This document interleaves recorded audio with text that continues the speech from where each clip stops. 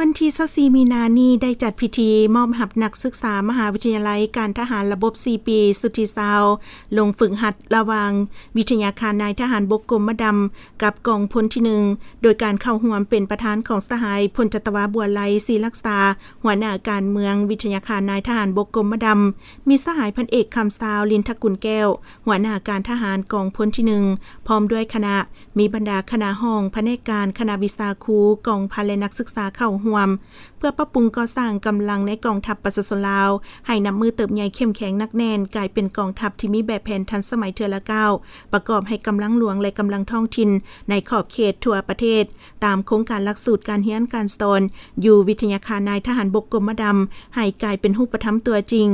สหายพันโทแหลมทองสุภาสวัสดิ์หัวหน้าแผนกแผนการอมหมห้องอมหมก่อสร้างวิทยาคารนายทหารบกกรมดำได้ขึ้นผ่านข้อตกลงของอำนวยการวิทยาคารนายทหารบกกรมดำว่าด้วยการตกลงแต่งตั้งนักศึกษามหาวิทยาลัยการทหารปีที่4ที่กระทรวงป้องกันประเทศอนุมัติฉบับเลขที่2424อิงตามแผนการ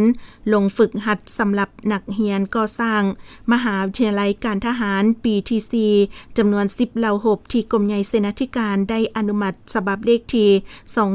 231ซึ่งให้เกียรติขึ้นต่างหน้าเซ็นมอบของสหายพลจัตวาบัวไลศรีรักษาหัวหน้าการเมืองวิทยาคารนายทหารบกกรมดำและต่างหน้าเซ็นรับเอาของสหายพันเอกคำสาวลินทกุลแก้วหัวหน้าการทหารกองพลที่1โอกาสนี้สหายพลจัตวาบัวไลศรีรักษาได้ให้เกียรติโอลมก่อนอื่นสหายได้แสดงความย่องยอสมเสยและเน้นนักบางปัญหาให้นักศึกษามหาวิทยาลัยระบบ4ปี